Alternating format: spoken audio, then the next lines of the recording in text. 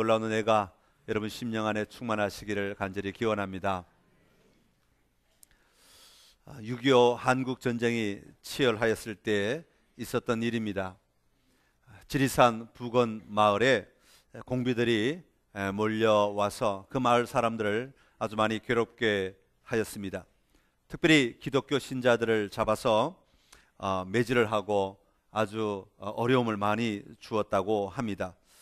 그리고 그 사람들에게 말하기를 너희가 예수를 믿지 않겠다고 하면 내가 살려 놓아주지만 죽어도 예수를 믿겠다고 하면 끌고 가서 처형을 하겠다, 그렇게 선포를 하고 실제로 많은 사람들을 그렇게 죽였습니다. 어느 날 믿음 좋은 부인이 아기를 업은 채로 붙잡혀 오게 되었습니다. 그 공비들은 이 부인에게도 여전히 똑같은 질문을 합니다. 당신 예수를 믿겠소? 안 믿겠소? 믿으면 처형이 될 것이고 안 믿는다고 하면 살려주겠다고 이야기를 합니다. 그때 이 부인은 대답하기를 예수님은 나의 생명이시고 나의 전부가 되십니다. 나는 결코 어떤 상황이 와도 예수님을 포기하지 않겠습니다 라고 말합니다. 그것 때문에 그 밤에 창고 같은 데서 밤을 지새우고 다음 날 다른 20여 명의 사람들과 함께 밧줄에 묶여서 뒷산으로 끌려갔습니다. 이 공비들은 얼마나 지독한지 사람을 산채로 태워서 화형에 처하여 죽였다고 합니다. 밑에 나무가 놓여져 있고 그 기둥에 사람들이 묶여져 있습니다. 그리고 드디어 불을 붙이기 시작합니다. 불길이 타오르기 시작합니다. 모든 사람들이 비명을 지르고 소리를 지르며 그 불길 속에서 죽어갑니다. 이 부인은 이를 악물고 참았습니다. 그런데 자기 등에 엎여 있는 이 아기는 그 뜨거운 것 때문에 자지러지게 울고 있습니다. 그럴 때 이 부인이 그 뜨거움 속에서 자기 아기에게 이렇게 말합니다. 아가야, 울지 마라. 조금만 참으면 우리는 하나님 아버지 나라에 간단다. 아가야, 울지 말고 나랑 함께 가자. 이 엄마가 너를 업고서 천국까지 갈 것이다. 여러분, 우리나라에 이렇게 교회가 세워지고 우리의 신앙이 이렇게 자유로울 수 있는 것은 이처럼 수많은 절대 신앙을 가진 순교자들이 있었기 때문이고 그들의 피가 이 땅에 뿌려졌기 때문입니다. 여러분, 우리 교회가 세워질 수 있는 것, 교회가 하나님의 사람들로 가득 차서 하나님의 말씀을 선포할 수 있는 것은 이 절대 신앙을 포기하지 않았던 사람들이 있었기 때문이라는 것입니다. 오늘 우리가 살고 있는 이 시대를 포스트 모던 시대라고 합니다. 포스트 모던이라고 하는 말은 예전에 중세 이후에 종교나 이성이 지배하던 그 시대가, 그 세계가 다양화되면서 일어난 현상을 포스트 모던 시대라 그렇게 말합니다. 다시 말하면 종교나 이성 외에 다른 것들은 가치가 없다 여기고 거기에만 모든 기준을 두고 살아가던 사람들이 세상이 다양화되면서 아니야, 이것도 좋아 저것도 좋아 이런 여러 가지 의견들을 많이 제시하고 그것들을 받아들이기 시작하면서 일어난 사회 현상을 가리켜서 포스트 모던 시대라 그렇게 말합니다. 그렇게 일어난 것이 바로 상대주의라 하는 것입니다.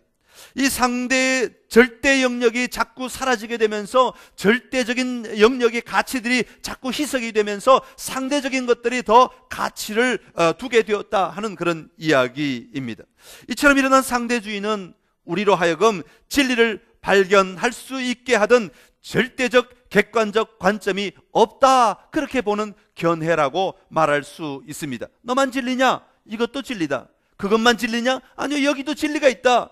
예수님만 믿어야 되느냐? 아니요, 불교를 믿어도 된다. 이렇게 말하는 것이죠. 여기도 구원이 있다, 저기도 구원이 있다, 그렇게 말하기 시작하면서 서로 상대주의로 이것도 옳다 저것도 옳다, 목적지에 가기만 하면 되지 않느냐, 그렇게 말하고 있는 것이죠. 이런 상대주의가 절대적 가치 개념을 희석시키다 보니까 자연스럽게 우리 인간의 삶에 도덕적 타락이 일어날 수밖에 없게 되었던 것이죠. 도덕적 타락이 일어나면서 동시에 소망, 이상도 꿈도 없어지는 시대가, 미래가 없어지는 시대가 되고 말았다 하는 것입니다.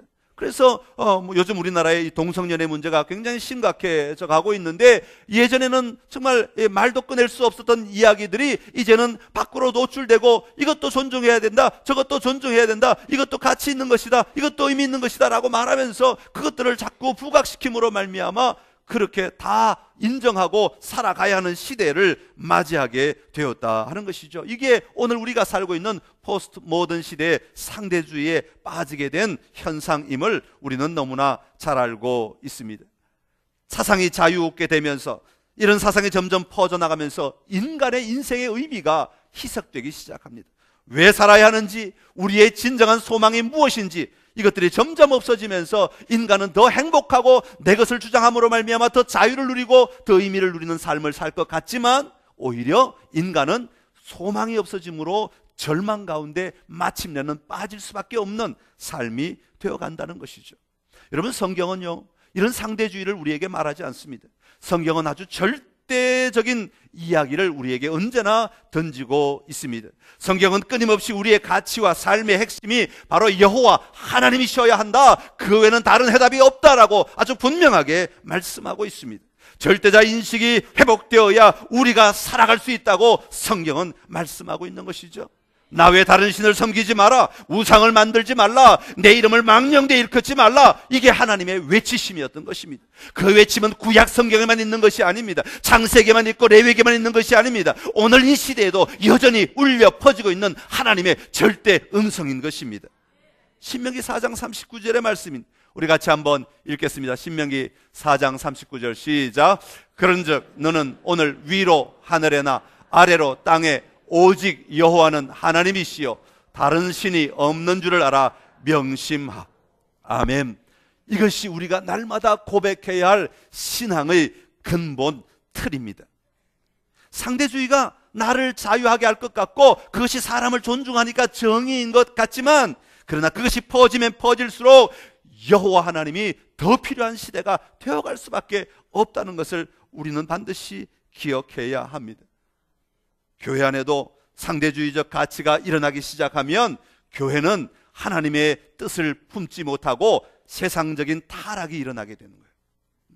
이것도 옳다, 저것도 옳다, 이런 식으로 저런 식으로 모두 사람들의 이야기를 다 수용하고 다 받아주면 거기에는 문제가 일어난다는 거예요. 사람 자체를 무시하자는 게 아닙니다.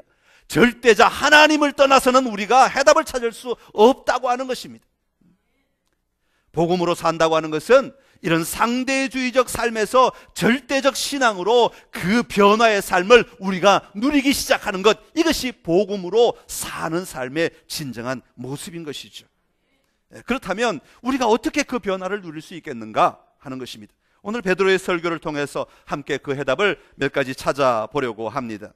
우리가 복음으로 살아갈 때 변화를 누리는 삶을 살기 위해서는 먼저 마음의 찔림을 받아야 한다, 그렇게 오늘 베드로는 말하고 있습니다. 한번 따라합시다. 마음의 찔림을 받으라.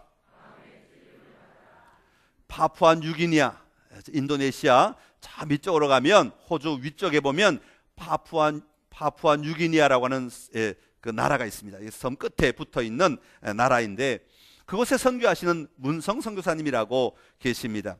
한 번은 제가 그 설교를 준비하면서 이 선교사님의 간증을 텔레비전에 나온 것을 좀 듣게 되었는데요. 그게 보니까 이런 간증이 있었어요. 이분이 선교사로 가게 되었고, 또 그 오지에 그 정말 아직도 미개한 사람들이 살고 있는 곳이 파푸아 뉴기니아입니다. 그 섬에 들어가니까 얼마나 흥분했겠어요. 얼마나 열정으로 가득 찼겠어요. 아, 정말 내가 이 섬을 변화시키리라 하는 그런 마음을 가지고 그 섬에 들어갔습니다. 그러다 보니까 그 섬에 가서 가장 먼저 한 일이 뭐냐면, 만나는 아이들마다 껴안아줬대요. 내가 너를 사랑한다, 내가 너를 사랑한다 그러면서 껴안아줬대요. 그런데요, 한참 껴안아주고 나니까 문제가 하나 일어나는데, 그 사람들에게는 옴이 있어가지고요, 이게 앉는 순간 옮겨오는데, 이 옴은 피부 밖에 그냥 이처럼 밖에 기어다녀가지고 우리가 이렇게 보고 잡으면 되는 게 아니라, 이는 이렇게 잡아가지고 이렇게 잡으면 되잖아요. 근데 이거는 그렇게 하는 게 아니라 한번 딱 우리 몸에 들어오면 피부로 바로 들어간대요. 그래가지고 피부 속에 알을 까면서 돌아다니는데, 이 알이 또 거기서 또 바로 부화가 돼가지고 이것이 막 온몸을 돌아다니는데, 이 간지러움이, 이게 괴로움이 인간의 말로 표현할 수 없대요. 정말 긁어도 소용이 없다는 거예요. 이 욥기에 나오는 욥이 기아장으로 자기 몸을 부스럼을 긁어, 이거 비교가 안 된다는 거예요. 왜? 이건 밖에 긁는다고 되는 게 아니라 이 피부 속에 있는 문제이기 때문에 밖에서 긁어서 해결되면 좋겠는데 긁어도 그 근원이 해결되지 않으니까 얼마나 괴로운지 모른대요. 이걸 해결하는 방법이 있대. 락스로 온몸을 씻는 거래요. 그리고 이 연고, 하얀 연고가 있는데 그 연고를 아침, 점심, 저녁으로 바르는데 하루에 3번씩 바르는데 이만큼 떡칠을 해서 발라야 되는데 그 연고는 바르면 얼굴이 붓기 시작한대, 온몸이. 그러니까 피부를 막 망가뜨리는 거죠. 얼마나 독한지. 그렇게 해서 일주일을 아침, 점심, 저녁으로 그 약을 바르고 나면 이게 치유가 된대요. 야, 여러분 같으면 이거 어떻게 견뎌내겠어요? 이 선교사님도 인간인지라 그렇게 한번 고통을 당하고 나니까 자기만 그랬어요? 같이 자는 자기 아내 당장 옮잖아요. 자기 아내 둘이서 그렇게 고생을 하고 나니까 기도가 이렇게 나오더래요. 하나님, 차라리 제 팔을 잘라 주십시오. 왜 그랬겠어요? 팔 없으면 안 안아도 되니까. 차라리 팔이 없으면 앉지 않게 되고 안 안으면 이런 병이 안 옮고 내가 좀 편하게 선교할 수 있지 않느냐. 내가 저들이 필요한 것만 주면 되는데 내가 왜 이렇게 고통을 당해야 되느냐 하고 너무너무 괴로워서 그렇게 기도를 했다고 합니다. 차라리 2팔이 없으면 좋겠다. 너무 힘들어서 그런 기도가 나오더랍니다.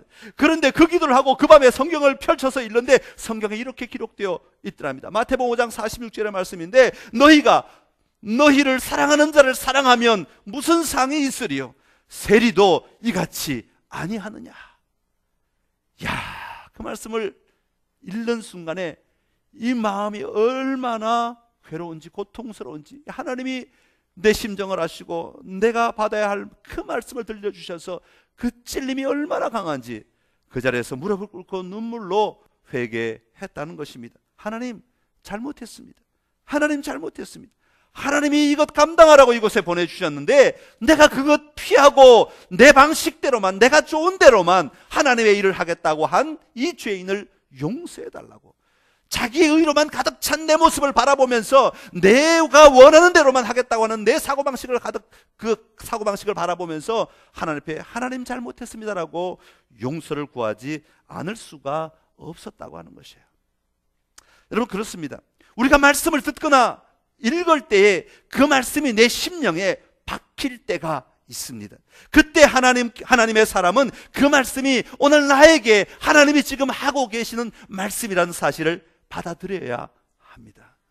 하나님은 우리에게 그렇게 언제나 말씀하시는 하나님이시기 때문에 그렇습니다.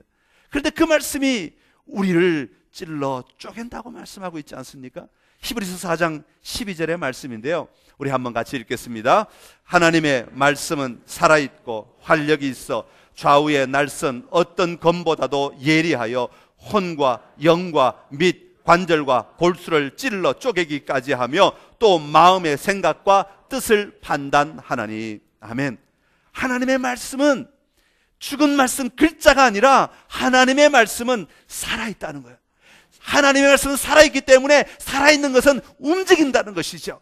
그리고 이 말씀은 그냥 슬금슬금 힘없이 움직이는 것이 아니라 놀라운 생명력이 있고 놀라운 힘이 있어서 그 말씀이 움직여서 사람의 심령에 그 말씀이 들어가기만 하면 분리시키는 일이 일어난대요. 혼과 영을 분리시킨대요.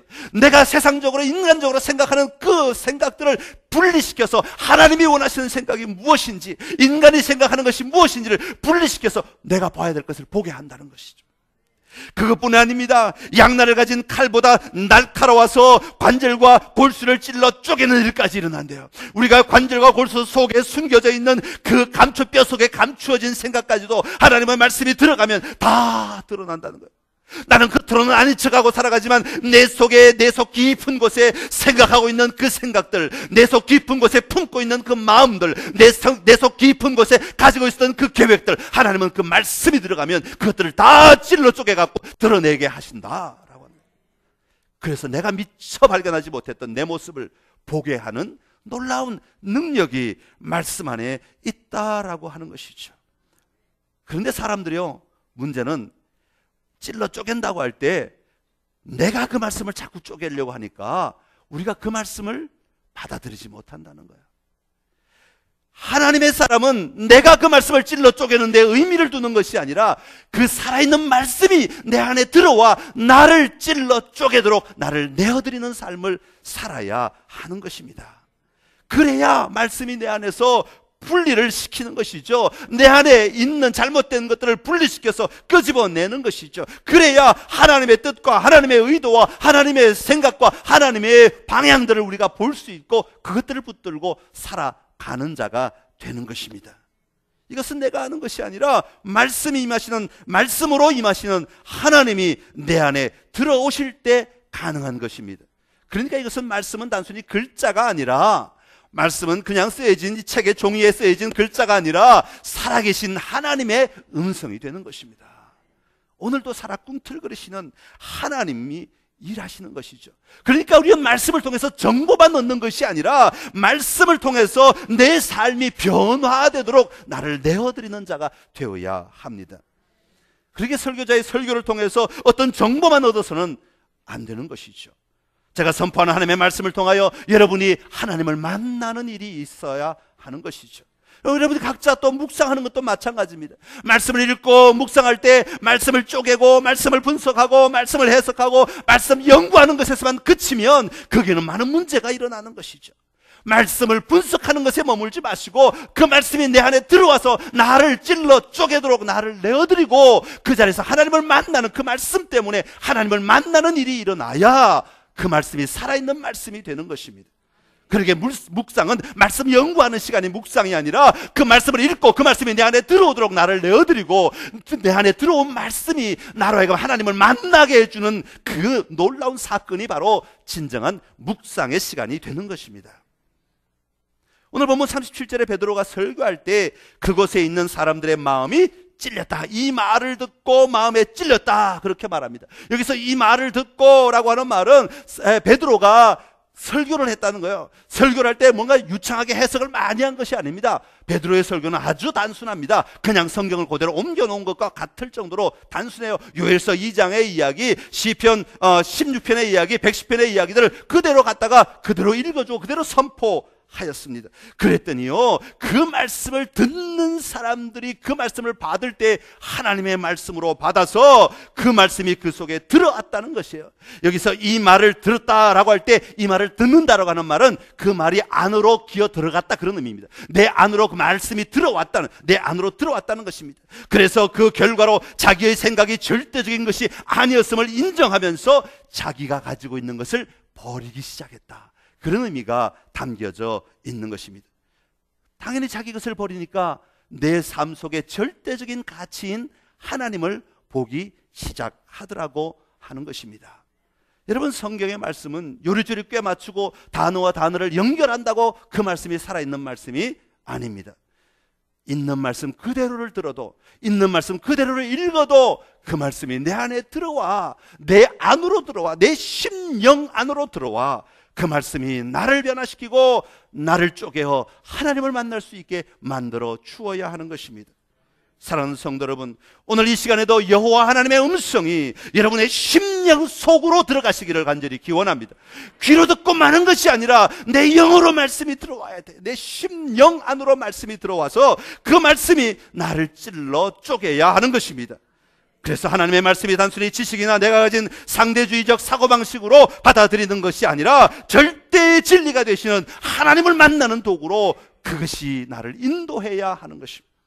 그래서 그 말씀을 통해서 하나님이 나에게 뭐라고 말씀하시는지, 하나님이 지금 나에게 무엇을 요구하시는지를 보고 들을 수 있어야 하는 것입니다. 오늘 성경에 보면 베드로의 설교를 듣고 그들이 이 말을 듣고 마음에 찔려 베드로와 다른 사도들에게 물어 이르되, 형제들아 우리가 어찌할꼬? 형제들아 내가 무엇을 해야 하느냐? 형제들아, 이런 마음에 찔려서 하나님이 지금 나에게 이렇게 말씀하시고 하나님의 살아계심을 보는데 내가 지금 이 순간에 뭘 해야 되느냐? 라고 고백하고 있는 것입니다. 여러분, 오늘 말씀이 들려지면 우리는 이런 반응이 나타나야 돼요. 그럼 나는 어떻게 살아야 합니까? 그러면 내가 지금 무엇을 해야 합니까? 그러면 지금 내가 어떻게 행동해야 합니까? 그러면 내가 지금 무엇을 취해야 합니까? 그러면 지금 내가 무엇을 버려야 합니까? 그러면 지금 내가 무엇을 가져야 합니까? 그런 반응이 우리에게서 나타나야 하는 것입니다. 여러분, 삶 가운데 하나님의 말씀이 살아있기를 간절히 소망합니다. 그리고 오늘도 여러분 속에 들어가 움꿈틀대는 그 말씀으로 말미암아 주님, 내가 무엇을 해야 합니까? 이 고백이 여러분들의 날마다의 삶의 자리에 고백이 될 수 있기를 간절히 기원합니다. 두 번째로, 우리가 복음으로 살아갈 때 변화를 누리는 삶을 살기 위해서는 죄사함과 성령을 받아야 된다. 그렇게 38절 39절에 말하고 있습니다. 한번 따라 합시다. 죄사함과 성령을 받으라. 여기서 말씀을 통해서 하나님의 만남을 가질 때 우리가 어찌할꼬, 내가 무엇을 해야 됩니까? 라고 하는 질문을 하는 사람들을 향하여서 베드로가 대답을 나누어 주고 있는, 대답하는 장면입니다. 오늘 그 대답을 우리가 함께 나누어 보려고 하는데요, 두 가지를 베드로가 이야기하는데, 그 첫 번째가 뭐냐 하면 사람들이 하나님으로부터 용서함을 받았다는 확신을 가져야 된다라고 하는 것을 이야기하고 있습니다. 오늘 본문에 그렇게 쓰인 단어는 없습니다. 37절에 보니까 베드로의 설교를 듣고 하나님의 절대성을 다시 회복했을 때 그들에게 뭘 말하는 거니까 죄사함을 받으라, 그렇게 말합니다. 그런데 여기서 죄사함이라고 하는 말의 의미는 뭐냐 하면 죄로부터 해방되었다, 죄로부터 용서함을 받았다, 죄 지은 사람인데 용서함을 받았다라고 하는 것을 분명히 확신하라, 그런 의미가 담겨 있습니다. 그러니까 우리가 하나님의 자녀가 되고 하나님의 말씀이 들어오면, 나는 하나님으로부터 나의 죄를 모두 다 용서함을 받은 사람입니다 라고 하는 이 고백을 해야 한다고 하는 것입니다. 다시 말하면 하나님의 말씀이 내 속에 들어와 찔림이 일어나게 되면 우리 안에 나 같은 죄인을 하나님이 용서해 주셨습니다 라고 하는 이 고백을 먼저 드려야 한다고 하는 것이죠. 그런데요, 이 포스트 모던 시대에 상대주의가 막 일어나게 되면 무슨 현상이 일어나는 거 하니까 하나님의 절대성이 희석되면서 내 자아의 절대성이 점점 높아져요. 내가 최고다는 것이죠.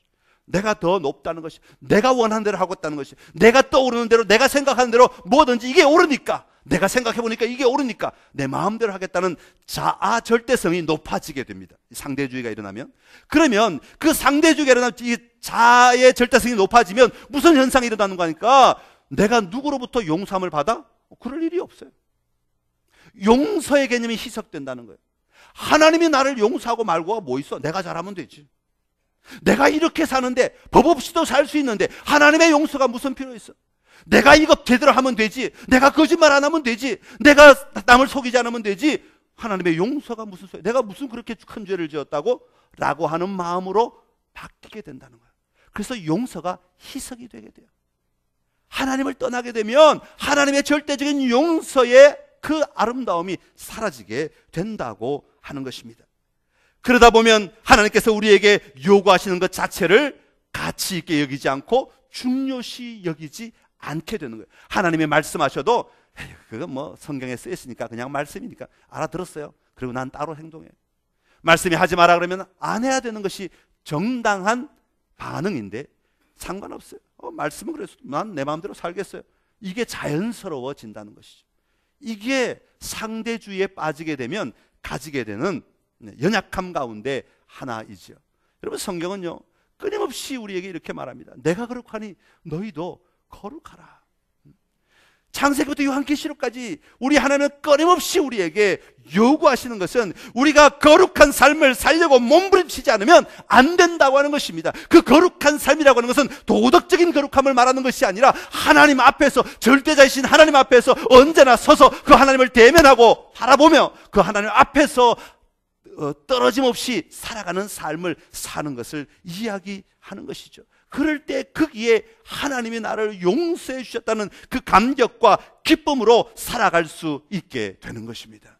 그럴 때 그 용서의 기쁨, 죄 사함을 누려라, 이 말은 그 용서의 감격을 가지고 살아라. 그래서 그 빚진 자의 심정으로 너희가 그 기쁨으로 다른 사람을 사랑하고 섬기며 베풀며 살아가야 한다라고 하는 것이죠. 사랑하는 성도 여러분, 여러분 삶 가운데 하나님께서 나의 죄를 용서하여 주셨음을 분명히 믿고 살아가는 은혜가 넘쳐나게 되시기를 간절히 기원합니다. 내가 얼마나 놀라운 은혜를 받은 자인지, 내가 얼마나 놀라운 용서를 체험한 자인지를 고백하지 못하면 우리는 하나님을 누리기가 어렵습니다. 다시 한번 여러분의 삶 가운데 이런 놀라운 용서의 은혜가 있기를 간절히 소망합니다.